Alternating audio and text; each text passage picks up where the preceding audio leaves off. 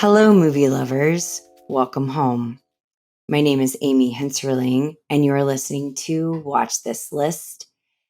Today's very special guest is my dear friend, Zach Anderson, who is going to be discussing his top 5 favorite 70s art house erotic horror picks. I'm very excited to have Zach on my podcast. Zach, please tell the good folks that are listening a little bit about yourself and also why this topic stuck out to you. Yeah, sure. So, I feel like I'm a guy who wears a lot of hats. So, like, I'm interested in photography. I've worked on like 4 or 5 Democratic campaigns so far. So, I work in a lot of political activism. I also like to party a lot in Hollywood. So, that's pretty cool. So, I don't know. That about sums me up, I guess, in a nutshell. I don't know. That's usually what I like to do with my life anyway. But I've got like a penchant for just kind of like weird, kind of just like esoteric movies. I like to just kind of like open up the vault and kind of just find like weird, like sort of like hard to find shit. Cause I feel like a lot of the time, just especially with like more popular like authors or writers or like filmmakers, it's really easy to kind of go somewhere and they're just very accessible. Like you can kind of like go out and find these things very easily without having to put a lot of work into it, I guess. So yeah, I just kind of appreciate stuff that's on the fringier side, usually because it's willing to tackle more like challenging or controversial subject matter. Kind of like gives you a more diverse like realm of thought to explore, like different worldviews. So yeah, it's just like that about sums it up, I guess. So. Well, and when I first asked Zach what he wanted to discuss, he said he gave me the list of the 5 films that he picked, none of which I had ever heard of and sounded horrifying. So it is going to be a fun little episode today. I'm excited to be talking about movies that I believe I actually, now that I have seen them, I know for a fact that I would not have otherwise have watched. So we're going to go ahead and dive right in. Zach did not have a ranking order for his 5 because he hates That ranking. shit's stupid.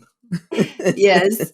So his 5, normally I would say rank them in order of importance. We'd finish at number 1, which would be the person's favorite.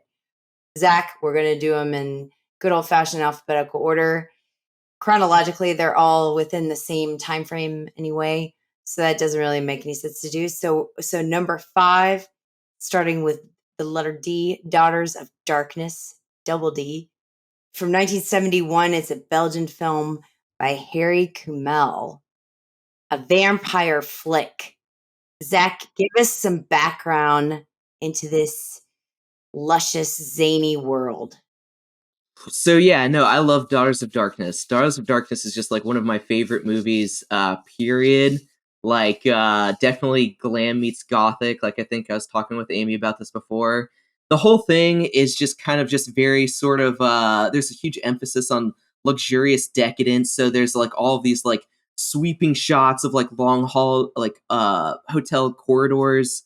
Um Everyone's just kind of just dressed really glamorously and just kind of like decadently. So there's definitely like a huge focus on image, or at least like the production design at least.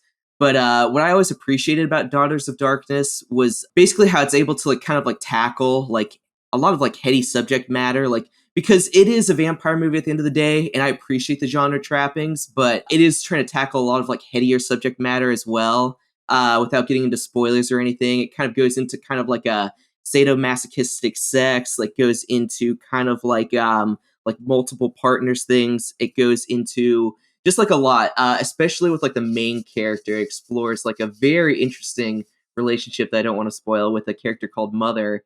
But yeah, it's kind of like willing to tackle all these like heady ideas that are usually kind of like more explored in like academic settings, but also kind of like very like much embrace the genre trappings of like gothic fiction and gothic horror. Like I think at one point like there's a character who literally just like looks into frame and talks about how just like, oh, like ghouls and vampires and all this stuff like that. But I think it's because it's kind of just being like, hey, like we are acknowledging all of this, but in a very like shameless way, which I really like deeply respect. Yes, and this also stars the lady who's in The Last Year at Marienbad. I want to get the pronunciation Is that? correct. I didn't know she was in that. Okay, actually, Yeah. I've never seen that, but I've heard good things. Oh So. no, not from me. Delphine Seyrig. Seyrig. Yeah, Delphine Seyrig. Yes, Yeah. she was in that as well. That's what I knew her from. So it was Hmm. nice. It was nice to see her in color, actually, because she's stunning Stunning. in Daughters of Darkness, and really, truthfully, steals the show in a lot of different ways. So I also want to know how you stumbled upon this, and then how this kind of how Daughters of Darkness particularly informs your aesthetic and your Mm. visual preferences. No, 100%. Yeah, I don't even remember how I came across it. I think I was just going through a list of like I was trying to find movies that where you could watch it in like an art house and a grindhouse, and you could probably get a good reaction out of both crowds. So I kind of like fell across it, and I hadn't heard of it before. I know like there is like a whole like subgenre in like 70s like exploitation movies with like lesbian vampire movies. Like I think Roman Polanski did lesbian vampire movie. There's movies like Twins of Evil. There's like a very long history of mostly just kind of like grindhouse movies that address this. And what I'd heard is this was sort of like the most artfully done or the most tastefully done that wasn't trying to just be like exploitative, but more so kind of like you still have the whole maximalism of just like a lot of like stuff like bursting at the seams, like everything's just very over the top and intense. I guess I like stumbled across it just by mistake, was surprised by how much I loved it. And what was your question again? How it makes how it changed the way that you see things, or kind of honed you in on on your style of what you like in movies in general. It's a huge influence for sure because like I've always really appreciated the whole just it's able to combine like a lot of different like schools of thought. So it has the romantic element going for it. With all of, like again like the aforementioned sort of like glamorous luxury kind of like very surface level image based stuff.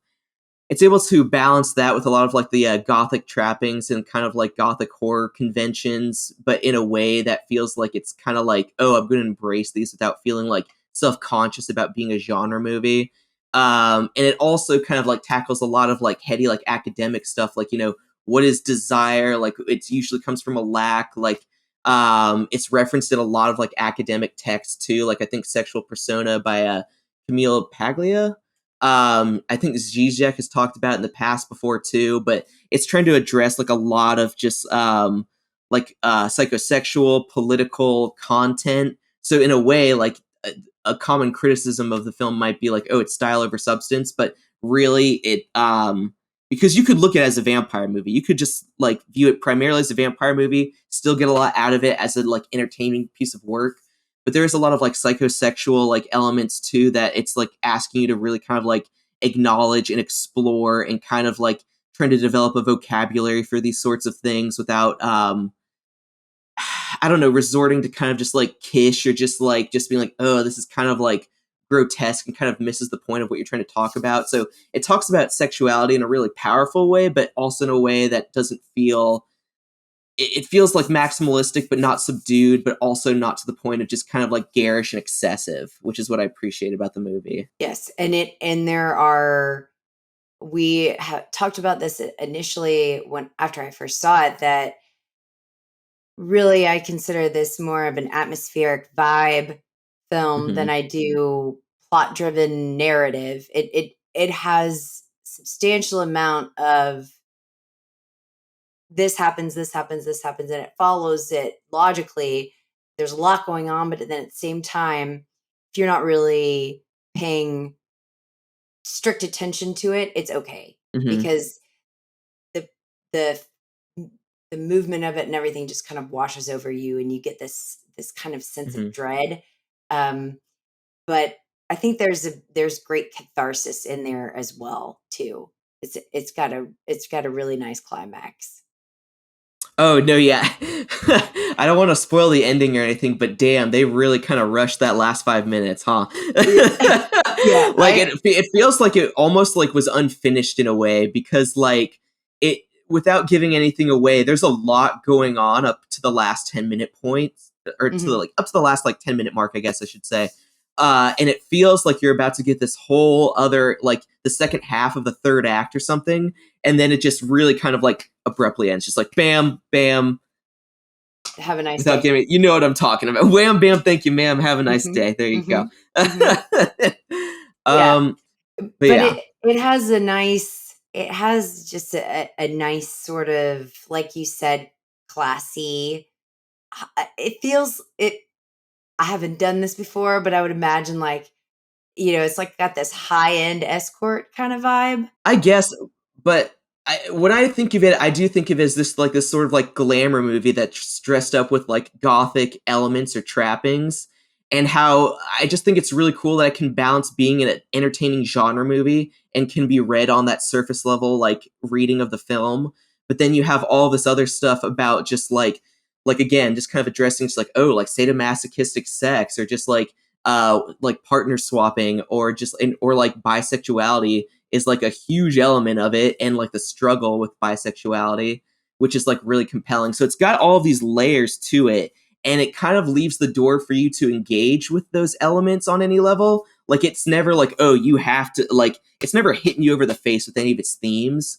Mhm. If anything, it wants you to enjoy this on a surface level reading, and then kind of leave the door open where it's just like, if you want to approach it from the whole like Lacanian, like psychoanalytic frame of work, like you can do that. Like that level's there for you to explore, but it's not asking for you to be like, this is the only way you can read it. I think that's really interesting how it manages to be so like dynamic and multi-layered without asking like too much of the viewer, or kind of spelling it out to the point where it doesn't become fun to discuss, because then it's just kind of like all said outright, you know? Yes, and I think that if Zach hasn't sold you on a cerebral level, on a visual level, everybody is pretty damn fine, and especially our lead vampiress. I don't even know how you would. Something like that. Yeah, she's Deep, quite. smoky voice. Oh yeah, and she's got like a silver sparkly dress at one point. The Mhm. costume design and everything that you see is just it's Immaculately shot. Just mhm. like production design, just really fucking top notch. Like everything shot in this very sort of like gauzy, soft lighting way where everything kind of just looks like magnificent and shimmering. And like it basically almost feels like a horror movie made by like a Vogue photographer. I think that's like my big appeal to it too. I'm just like, it's just like so beautiful and gorgeous, but also just kind of like it touches at a lot of like seedier elements, so I guess it kind of balances that whole like it's just yeah, it's a huge influence for sure. I can't even quite put my tongue on what exactly is the appeal to it, but there's definitely a very sort of definitive aesthetic statement being made that I really deeply appreciate, and it's a type of movie that I usually don't rewatch movies too often, but I can rewatch like Daughters of Darkness on like almost any given day and think, there's just something here that like taps into a very sort of like element of myself that I want to kind of like capture as well. And like if I ever go on to do creative work like that, I guess it's big influence. Yeah. Yeah, and I think you hit the nail on the head with the word shimmering. I think shimmering is it's a strange word to use for horror in that genre, but I think that that is apt. And I can see that sort of eye that you have in your photography, in photographs that you've taken of other people, that you're kind of striving for that allure. It's kind of Yeah. captivating, enchanting, but at the same time dangerous. And it's like, oh, Yeah. It's like dark and seductive, but in like a really beautiful kind of like, like cares like it's, I don't know, I feel like that's way like more compelling than trying to like, and a lot more honest too, than trying to depict like evil, or like the nature of evil in people as this sort of thing that's sort of just like gruesome and barbaric, because like oftentimes I feel that portraying it like that just feels like a more honest portrayal, because that kind of gives you the stakes of like what's involved and doesn't downplay that, like, I don't know, there's a lot there, kind of going back to the psychoanalytic thing, I guess. Like, that's really interesting to me. Well, and you could contrast this really well with one of the movies that you chose later, where this shows you darkness or danger in a way that kind of puts a spell on you, whereas one of your later picks shows you like depravity in a very unappealing way that you wouldn't want to Mm, participate in. right. That's kind of loony. So I think that this is I think like, I know which one you're referring to too. So okay. yeah. So this is like dessert devil sort of thing. Like this is like Yeah, no, delectable. absolutely. Yeah, exactly. The whole thing is supposed to kind of just be like totally it's like a fever dream.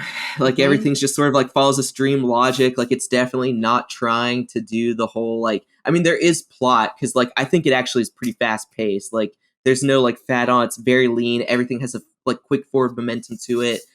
But no, I feel like it definitely like enjoys kind of lingering on like the elegance and the beauty and like how like those are terms you wouldn't necessarily associate with like evil or devilish, but how like to not characterize those things as having something in common just seems like naive or like disingenuous.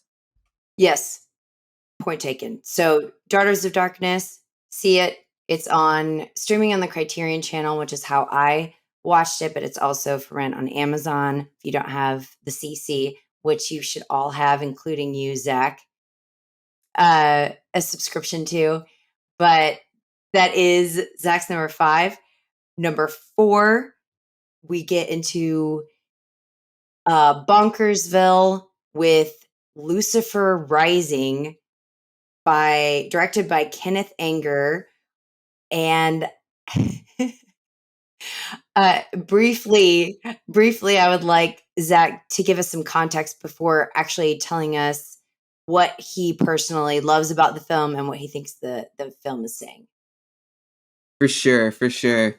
Lucifer Rising is from a series of films called a guy named Kenneth Anger, and he's kind of an interesting filmmaker in the sense that he started out as a very popular sort of like gay like LGBT filmmaker in California with movies like Fireworks and Scorpio Rising. So that was how he predominantly came to sort of like having a name, I guess, in the film industry to begin with, because those films, so I guess, were really popular in like a art gallery or art house style places where they would play in the background.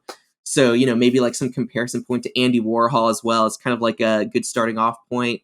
But yeah, kind of like a guy who's like very much entrenched in the art house world of like the 60s and 70s of California. Kenneth Anger starts out as a gay filmmaker, wants to sort of broaden that out, just being like, okay, cool, this isn't like the predominant like identity that I have or like want to be recognized as having. Like I'm much more interested in like occultism, Aleister Crowley, Thelema, like all this sort of just like very sort of esoteric, like secret society stuff. So it's just like, okay, like I want to like make projects that are more aligned with my like creative personal vision or output. So he eventually tried to get Lucifer Rising off the ground. It kind of fell apart. They kind of shot here and there. All the footage was kind of like jumbled. You can go into that as much as you like. The briefer version of that is it took Kenneth Anger 15 years for this film to get made because there were so many evolving different versions of it. And one version eventually became Invocation of My Demon Brother, which was footage that was shot for Lucifer Rising, but eventually had to become its own separate project because I don't think he had the money to go to Egypt, which is what he wanted to do, to film in like all these like places that are typically associated with like what he was trying to convey. So he was able to like eventually put out Invocation of My Demon Brother, which was scored by Mick Jagger. So it's like, okay, like the project's basically a proto version of this, but I was still able to release it with footage I'd shot for that project. And then, like, you know, and Mick Jagger's doing the score. So that's how he's able to get like distribution for the project. Eventually, he's able to get funding from like the British Council or whatever of Arts. And they're all just going off, just being like, oh my God, did we just fund a Satanist film? Blah, blah, blah. And that's Yes. how we eventually got to what we have today, where you have people like Marianne Faithfull, who's like a huge like 60s folk singer, like appears in Lucifer Rising. I think Jimmy Page actually does appear really briefly in it when they unveiled the portrait of Aleister Crowley. But yeah, it's a very strange, weird film for sure, with a making of that's probably even stranger and weirder and maybe more interesting than the film itself. Well, and this is a short film. This isn't like a feature length film. It's on YouTube. No.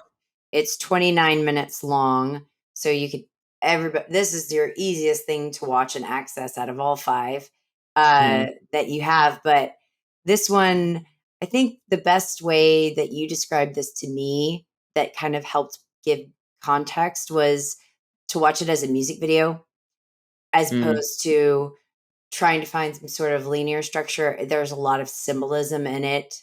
And there is this sense of you don't really know what you're looking at and you feel like an outsider to it, but it is kind of enticing. But then at the same time, you're like, it's like, did I just put on the video for the ring? Am I going to die in 3 Yeah.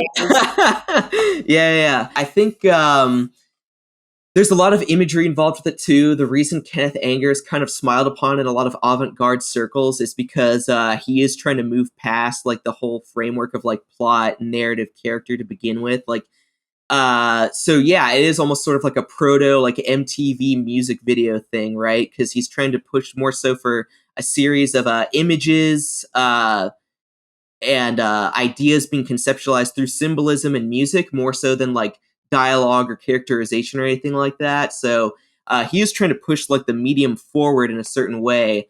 So I think that's really compelling.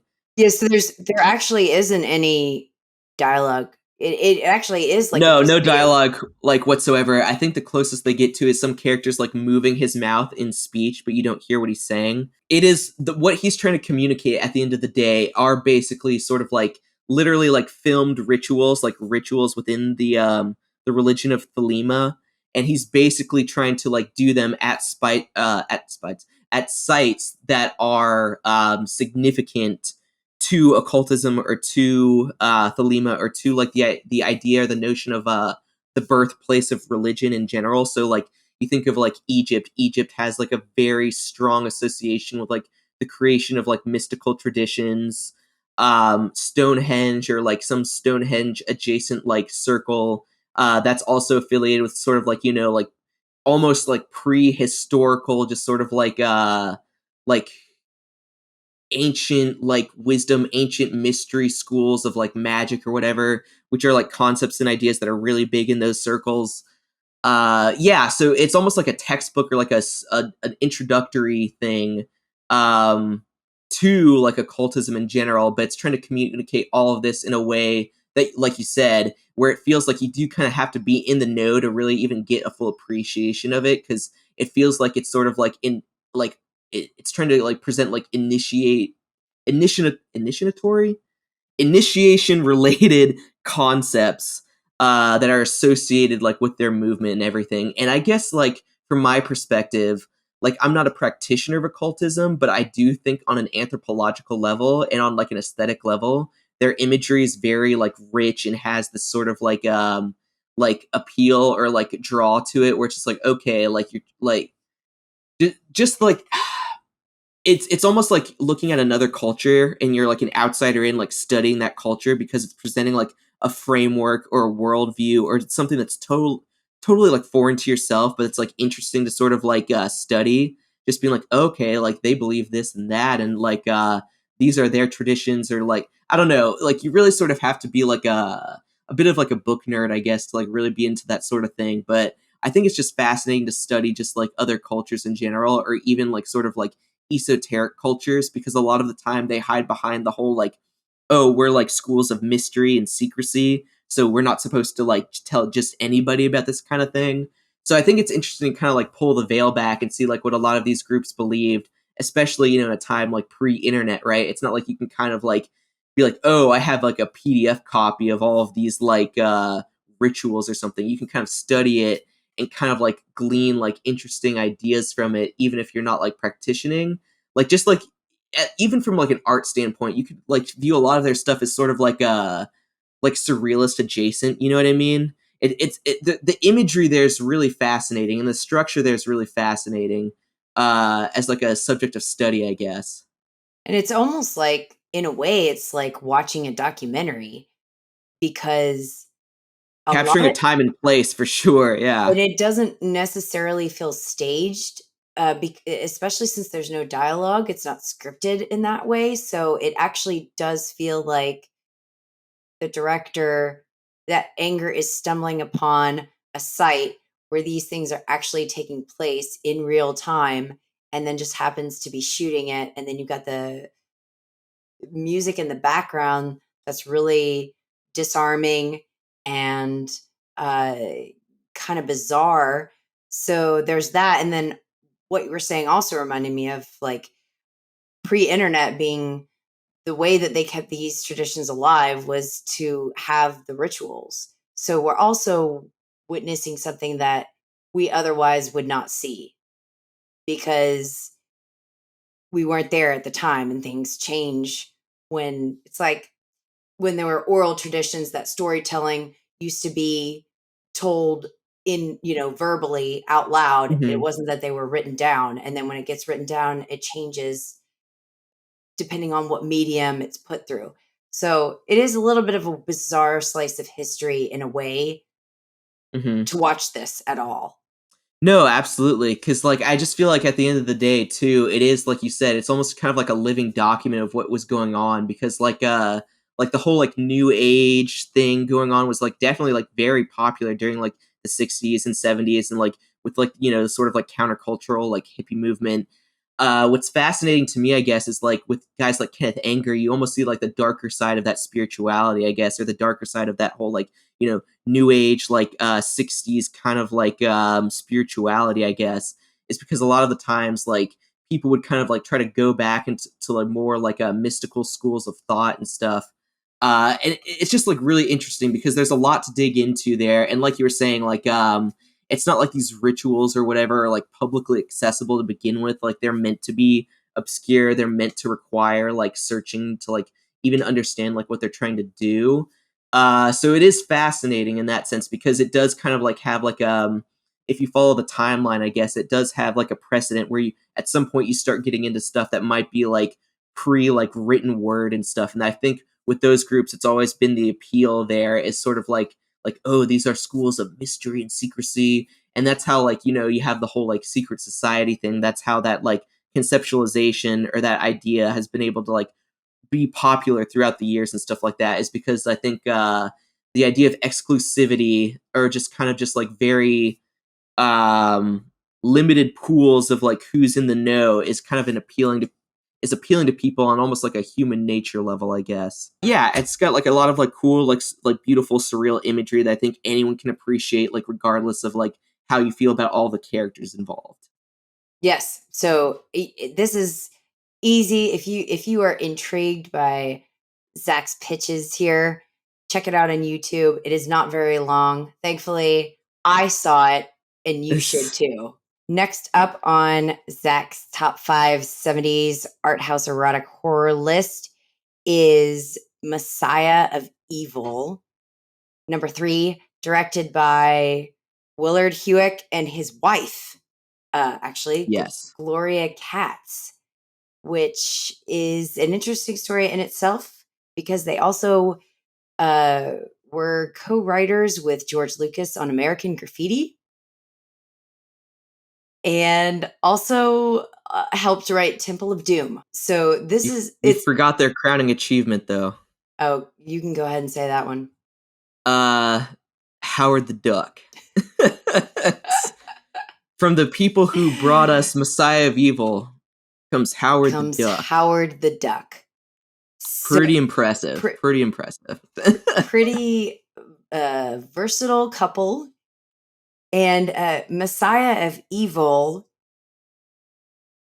the worst thing about Hmm. this was that the only version available to me for this was on Amazon Prime, and it is a dreadful version. I almost actually stopped watching it. I wish I'd known. I wish I'd known because I totally like could have found you an HD copy because this is a movie worth watching in HD too, Yeah, because it's similar to Daughters in that it just goes so it's so like visually lush. It's so good. for Amazon Prime, do not watch this on Amazon Prime. I was going to say if you can find it any other way, I believe that there's a Blu-ray edition out there that you can get. I think it's by Code Red, but if you can find a better version, do not watch the Amazon one. We're telling you to watch this list, but like don't watch it on there because it is very scummy version. But I will say that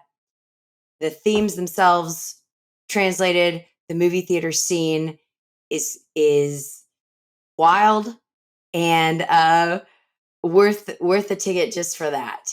Just for that one crazy moment. But Zach, give us a little bit of background on what Messiah of Evil even is. First of all, probably one of the best titles of all time. I remember seeing the trailer for this, and if you haven't watched it, just watch the trailer for this because like it just is just no apologies, just totally batshit. It's so awesome.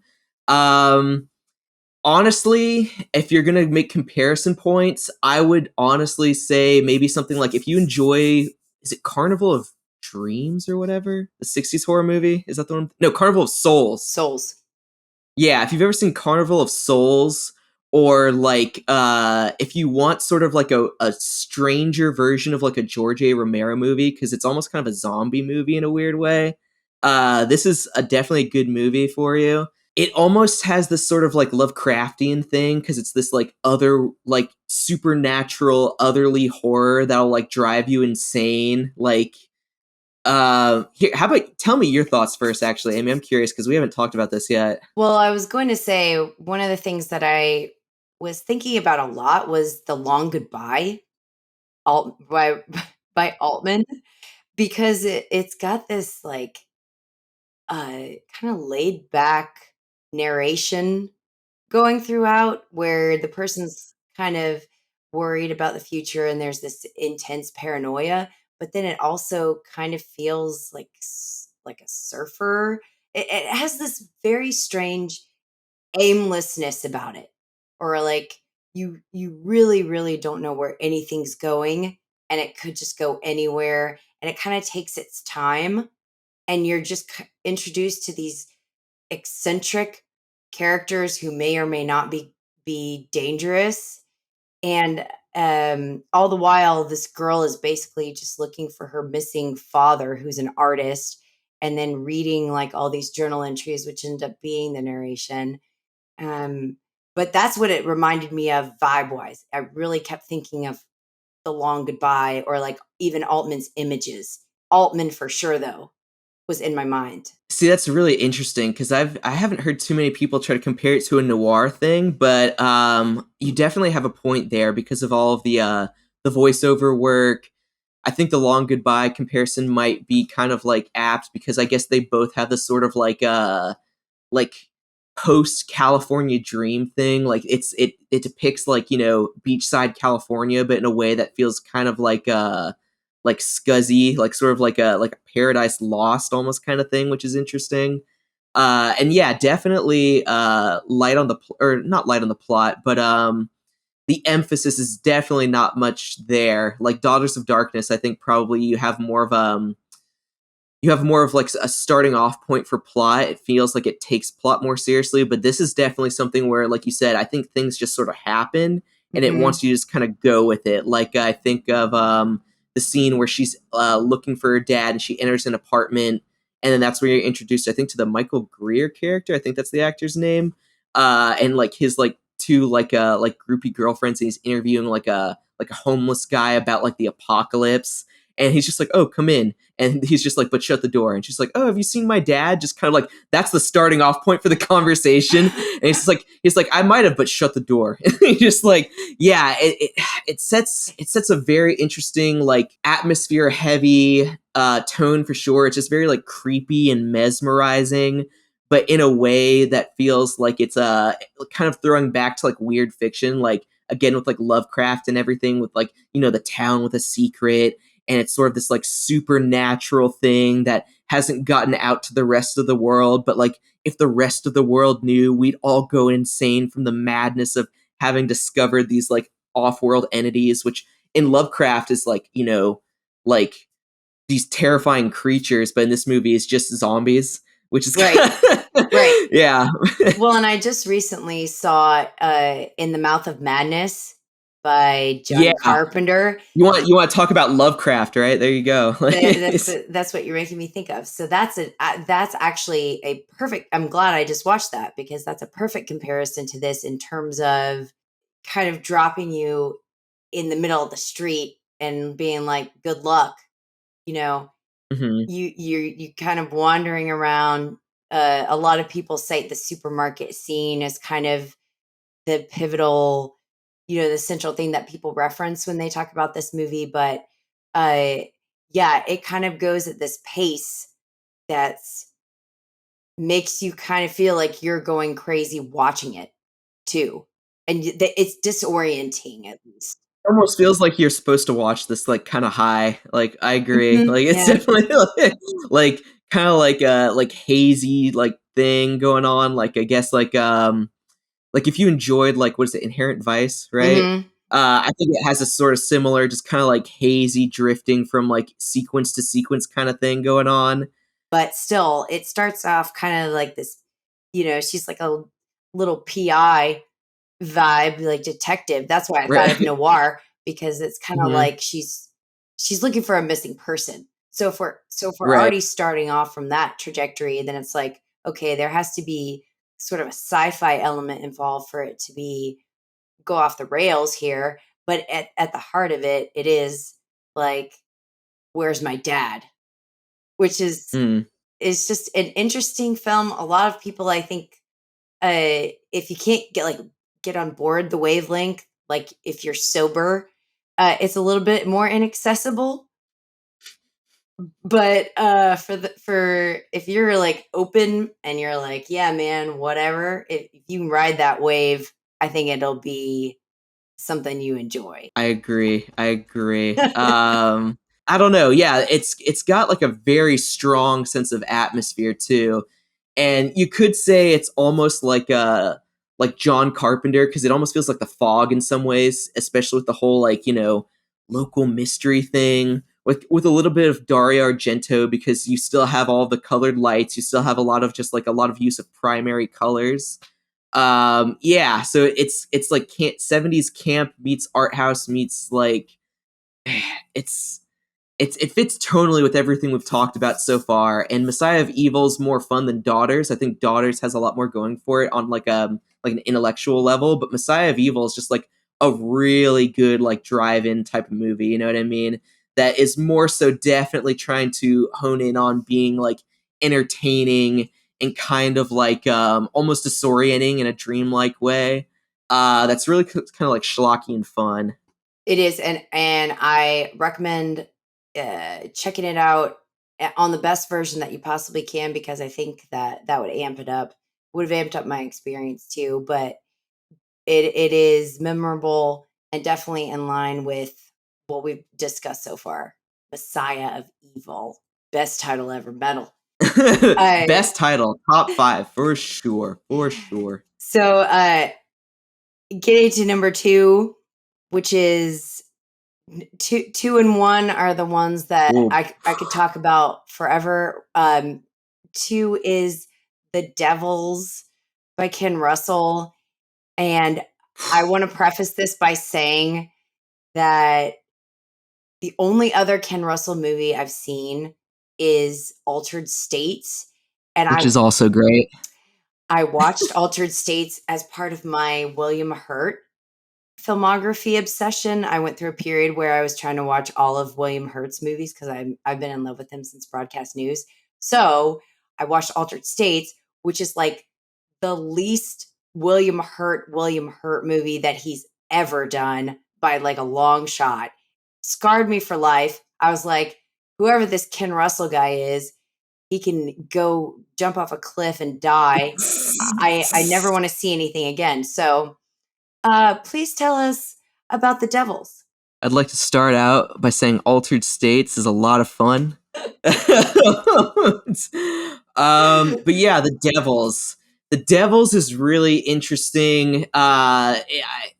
See, it goes, but the Devils is most known by its reputation as being like one of the most controversial films ever made. because of how it handles the subject of like religion and sexual repression and like the abuse of power that's like often found in these like very hierarchical settings like the Catholic Church. Personally speaking, it feels pretty tame compared to other stuff. I agree. Like, it really is not excessively sexual or excessively violent. I think it's more so it has to do with like kind of peeling back a lot of like kind of going back to Daughters, a lot of like psychosexual elements and a lot of just like stuff that I think is like held beneath the surface, or it's like repression's a hell of a drug, you know what I mean? Well, um, and this but one, your last two are nunsploitation films in a sense too. I mean, these are they both centered around not just sexual repression, but like from clergy, like yeah. from priests and nuns. And in The Devils, Oliver Reed and Vanessa Redgrave give like tremendous performances. That's the only saving grace for me as far as just enjoyment was concerned, was that I was like, well, the acting is very good, but No, yeah, Vanessa Redgrave, 100%.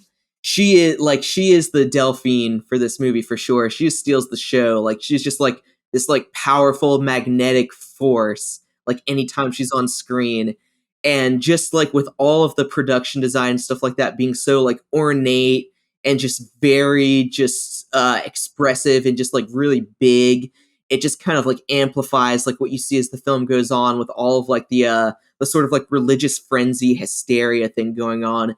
It feels like you're watching like a pot of water boil until it just finally just like gets to this point where it just totally like explodes basically by the time you reach the end of it. It just like it some people will like criticize that it's one note, and I entirely disagree, because I feel like it starts off at a certain point of mania and just rises and rises and rises until it reaches this point that totally just bubbles over, and like you just feel like you're in a frenzy like with these characters because of how like just like how like specific and like microscopic it gets, like with the points of just like mania that get reached. yeah, and I think also it's actually got this like weird Salem witch trial vibe as well. Like it reminded me of Yeah. Crucible, actually. Uh, Hmm. like how everybody's accusing, there's these accusations, and then it's like trying to prove your innocence or trying to prove anything that has to do with a mixture of like the supernatural and like the religious part, but then also the political part, which is a whole thing of like Cardinal Richelieu and Louis, the king, and like they're conspiring. They want him out anyway. So there's all these things besides just the sexual repression and the nun angle, which is interesting in itself, just to watch Vanessa Redgrave. But there's like the political stance and what they're trying to do, and then the religious part that's kind of overarching the entire thing. So it's intense, but I don't think it's as shocking as it was at the time now. Agreed, because this came out I think around like 71 or something like that, and like I think there was already like this big like hysteria like going on with sort of like X-rated movies. Like I think A Clockwork Orange actually came out like a year later, and a lot of what was going on is like there's a lot of like blame in the media for these violent movies are turning our kids just like hysterical. It's like we can't let this get out to the general public. And it's the same like argument as like the Grand Theft Auto thing, you know what I mean? It's just like because you like sort of like oh like these like shocking like sort of like movies like this or like Clockwork that's gonna influence you in some negative or like pornographic way, and I just don't feel like that's the case at all. But yeah, your boy Roger Ebert actually gave this 0 stars when Yes, it he came did. out, Yeah. saying it was like vile and like didn't need it was like melodramatic. Which maybe it's true, maybe it is vile and melodramatic. But again, it's really not like graphic by any means. If anything, I remember taking a couple friends to see this. at some like art house screening back in Florida. And when we got out, they were actually kind of disappointed based on my description, because it is also almost more so of a political historical drama than necessarily like a horror movie or like kind of like a graphic violent movie. If anything, I'll finish this and I'll wrap it up and I'll let you say what you're going to say. The movie we're going to be discussing after this is what I expected The Devils to be. Yes. And I was going to say the placement of this before that actually prepped me in a way, because when I saw The Devils, I was like, oh, that was fine. Because A Clockwork Orange is something that really, really, really bothers me. And I Mm-hmm. deeply like it has stayed with me for, I saw it too young, but I mean, still, that's one Mm-hmm. where I'd be like cautionary. But The Devils seems, I don't know if it's because it has kind of a Shakespearean vibe to it almost, where it kind of like, it makes it so that it is more of a drama, and it also feels like a parody, like during the orgy scene. So it's like this, it for me, it wasn't really affecting me or moving me at all, because it just is either Mm-hmm. like really silly or very serious, or Mm-hmm. like outlandish on the other end. It didn't feel like Yeah, it had like a medium that could reach you. If that makes sense. it does feel sensationalized. It's definitely a very sensational movie. You know what I mean? So like, I think it's like right to critique it, just being like, yeah, it is kind of like over the top and stuff like that. Yeah, it just like it again, kind of like referring back to like Daughters. Daughters is, I guess, is like the template I'm using for the precedent for the rest of these. Is that it balances a lot of like heady subject matter with really like luscious, rich visuals and like a strong sense of like aesthetics, and focuses a lot on like either politics or sexuality, or like, you know, the dynamics of power and like how power is like utilized by like aristocratic figures. Because if you think about like Daughters or Messiah, they both have like two like very affluent, wealthy characters that like basically exercise their like cultural power as like these like tyrannical assholes. You know what I mean? Like like, you know, main guy in Daughters, or guy in Messiah, who's just kind of just like I think he even says like he's an aristocratic one point, or comes from like an aristocratic family or something. But yeah, I think that's really my big appeal for all five of these movies, is how they tackle all of those themes, but in a way that's just like, you know, visually very compelling too, with a strong sense of atmosphere. I think, do not be afraid of seeing The Devils. It No. is it is fairly tame in our current culture. I think enough of us are jaded to where it would be like, this is nothing. This is cool production design and kick ass acting performances. So check it out. I have since been recommended a couple more Ken Russell flicks to check out, but I'm going to take a brief respite till I can gather myself together for and gear up for the next one. But uh, The Devils is on Amazon to rent and directed by Ken Russell, 1971. The last one that we've got on Zach's list is the craziest one, and it is also the one that is the least accessible, School of the Holy Beast, which he had to email me in order for me to see. So I'm telling you guys to watch this list, but I have no idea how you're going to get your hands on this one. Yeah, to springboard off of that, this is like already like a film that's considered like kind of rare to begin with. I think it's fairly accessible on like DVD now. Like I think you can get it on Amazon or something. But Okay, so probably like yeah. no caveat, but probably like a used copy from like some rando dude, not from like a store or anything. But yeah, fun fact, Amy, I actually found a digital copy of this on a porn adjacent website. So that's how I was able to find it and send it to you. I wanted to save that tidbit of knowledge because I thought you'd really appreciate it. There you go. I think Appreciate it's is pretty not great. really the right word here. No, but But I'm glad to have been a part of this process that is self-inflicted. Uh, it is great though. It's great. well, this is also it's directed by Suzuki. I want to say it, Norifumi Suzuki.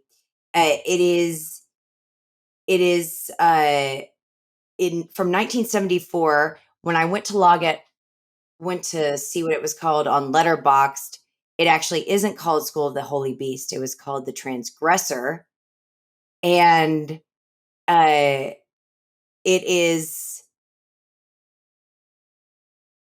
in the vein of, for me, with my limited knowledge, it reminded me a lot of Park Chan-wook, Vengeance trilogy, and this just goes hard.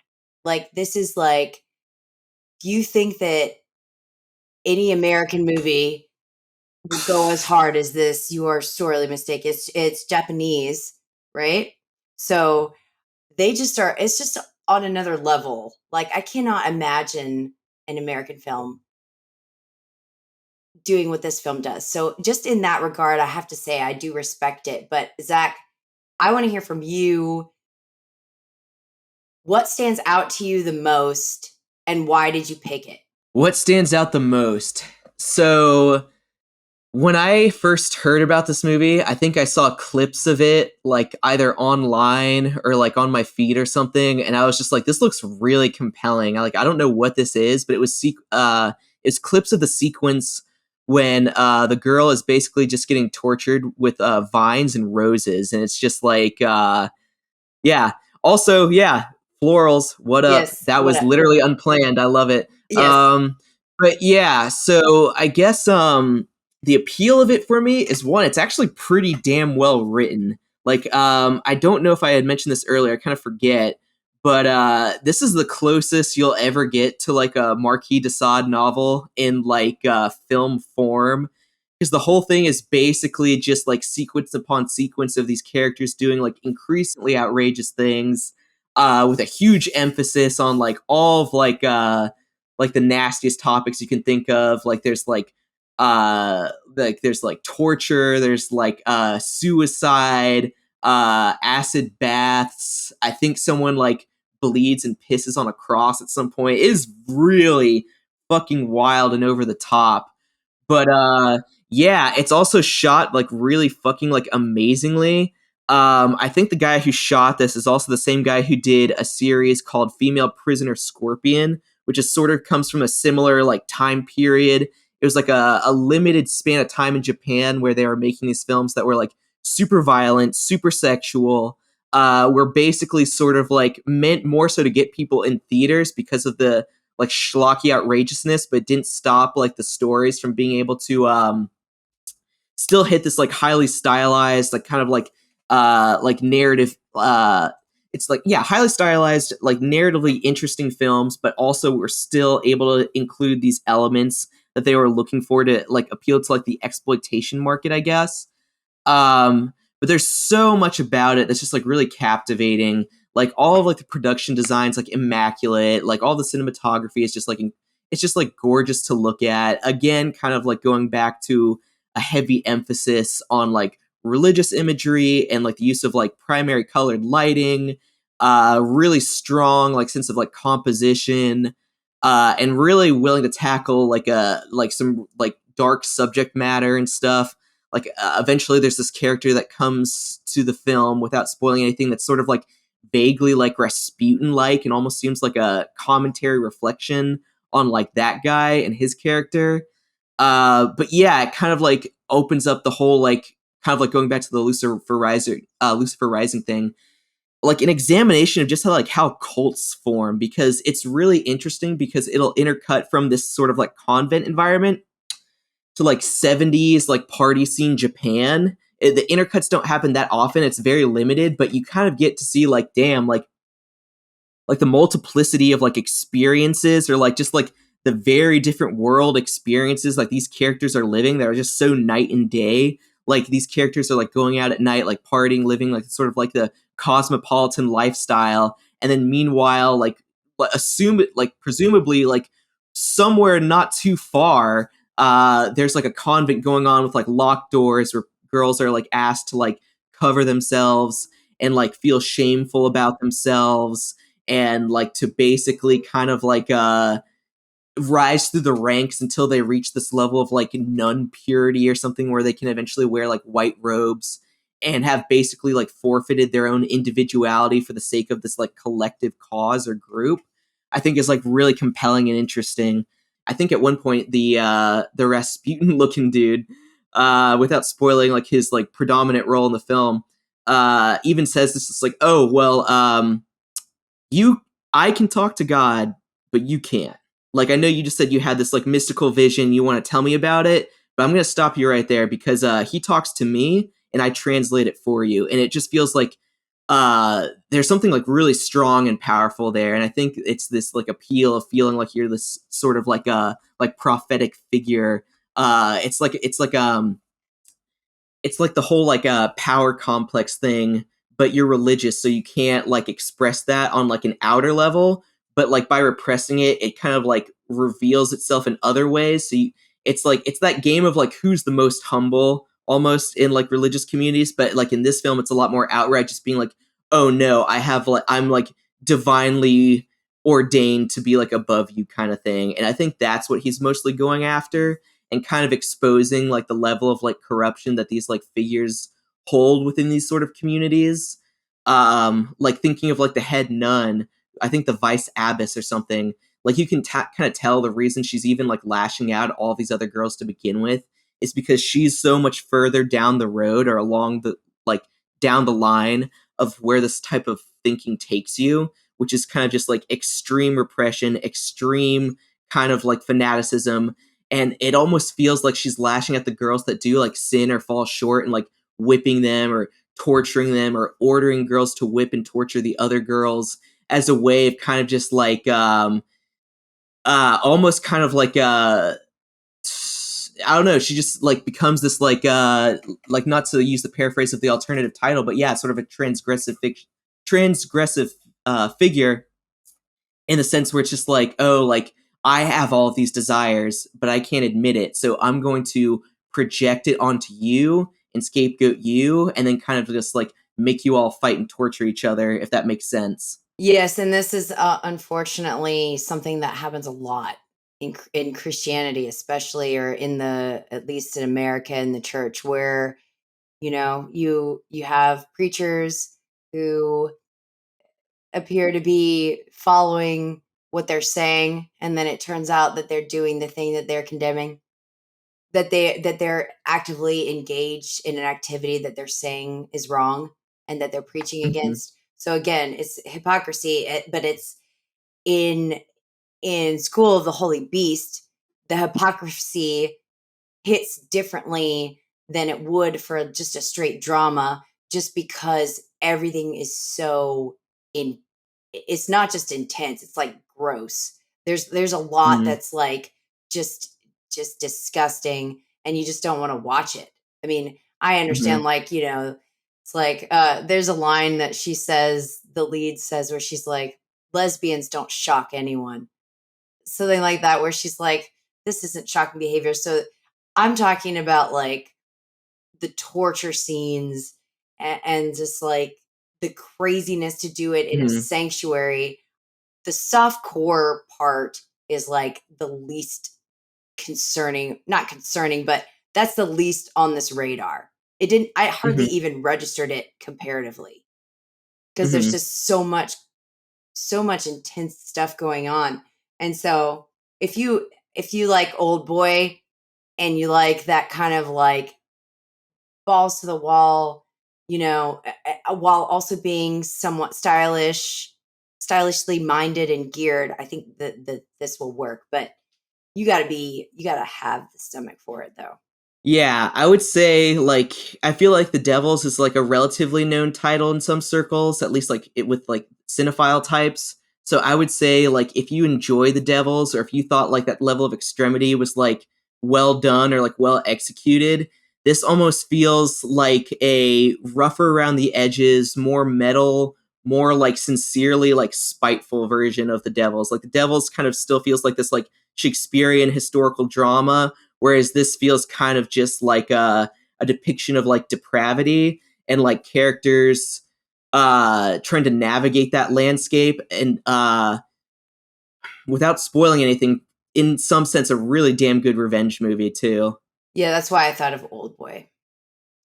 But yes, it is very. I can't even say. Yeah, I wouldn't even say what it is. Just you have to see it to know what we're talking about, and this one is brutal. So Mm. prepare yourself, and I hope that whoever actually seeks this movie out will find a really good copy. As I am starting the tradition of ending each episode with Inside the Actor Studios, James Lifton's questions in mind as inspiration, I have 5 movie questions that I'll be asking all of my guests to answer. I do not know what Zach's responses are going to be, so these reactions are in real time. My first question to you, Zach, is what is the most underrated movie? I don't know if it's the most underrated, like the most, but I saw that you had spoken about this previously, but Duck You Sucker is a disgustingly underrated movie and might even be my favorite Sergio Leone movie, to be honest. Oh my Maybe. gosh. My uh, my mind just exploded. I threw you a curveball. We're talking about like transgressive horror, but Wow. I experience, man. Duck you sucker. Duck you sucker.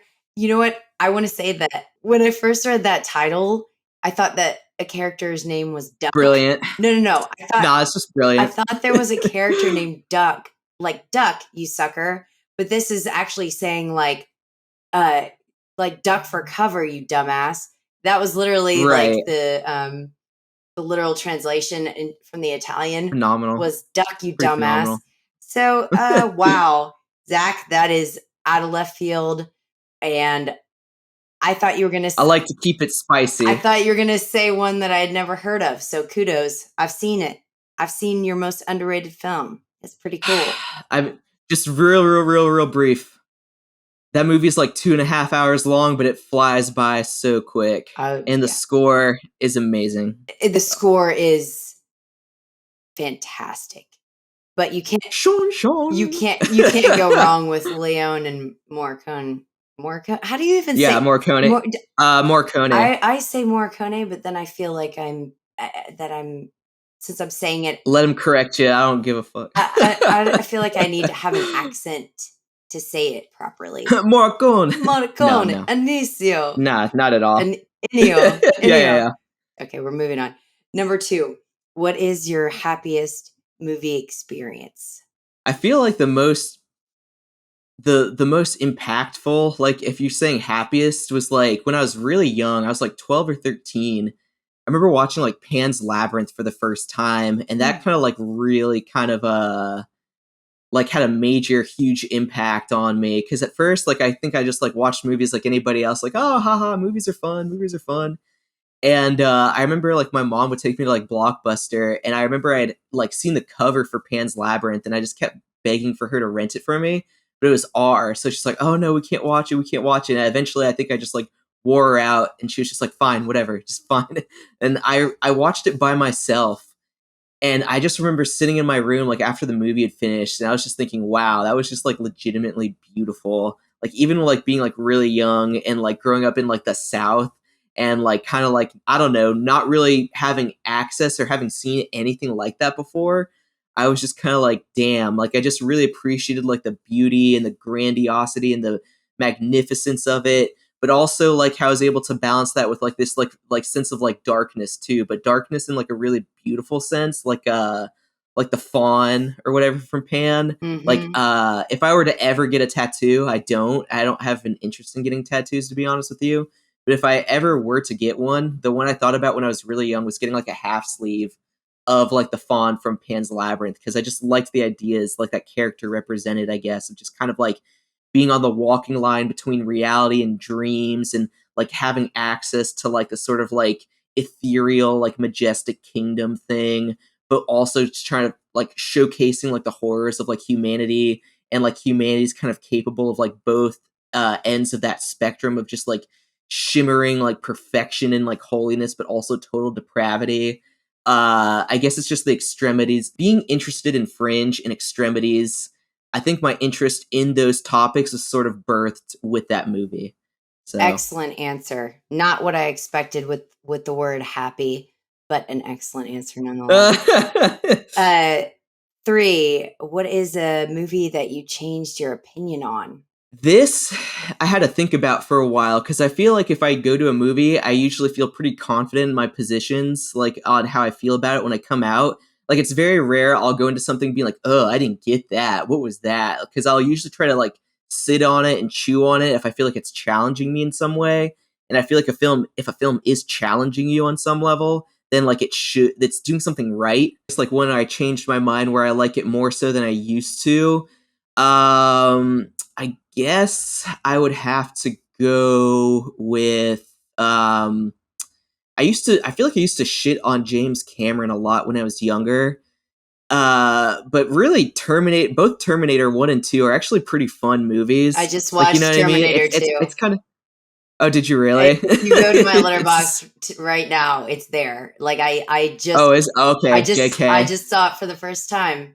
I think the first two Terminators are actually pretty damn good, and just like really good like examples of like blockbuster filmmaking done right, where it's just like a fun time, but it can be deeper if you want it to be.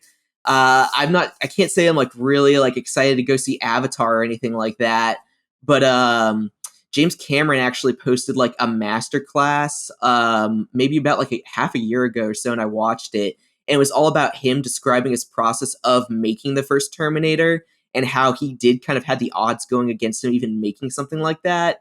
And if you watch the first Terminator, there is kind of a lot of stuff that's like seems dated, or the effects don't like translate as well to T2, which feels like it has like a much higher like blockbuster budget. But Yeah. the guy was still making like some like decently compelling sci-fi at the time. And I think it's like kind of like painting with a broad brush to totally dismiss him on stuff like Titanic or Avatar. When I feel like, I don't know, granted, I wish he had like pursued movies more so like his older stuff. But then no, there's something to be said for him for sure. So Interesting answer. Okay. Uh 2, who is an actor you find undeniably sexy? so I have two answers for this. My biggest celebrity crush when I was young and continues to this day was Ali Sheedy in The Breakfast Club. Like that's Oh, just Zach. I know that's just like such a, like a weird go-to one too that's so like obnoxious, but No. I don't know. No. Just like the very intense like broody. I love war games. And I just rewatched that, and my friend Joel was like, "Oh well, now I'm in love with Ali Sheedy, so thanks." And I was like, Ali Ali Sheedy, Sheedy. Winona Ryder. Uh I would probably make out with Zachary Quino. I make if out with you, Zach. like not even because we share a name, but it's just like I don't know. I probably just would. So there you Oh, go. There's like a good three. that's probably a better phrase question instead of sexy. It's like, who would you make out with? What actor would you make out with? Okay, There you go. And I gave you you three. gave me So 3. Bonus round. Last question is, if you were to die and come back as a movie character, who would you choose? I'm gonna throw you another curveball and say Batman. And why not? Batman in what? In which? uh, You have to specify that one. You can't just come. I'll go with the Robert Pattinson one. Why Oh, not? I think wow. it'd be fun. I'm You got a bunch of money. my brain. You're hooking up with what's her face? Zoe Kravitz's Catwoman.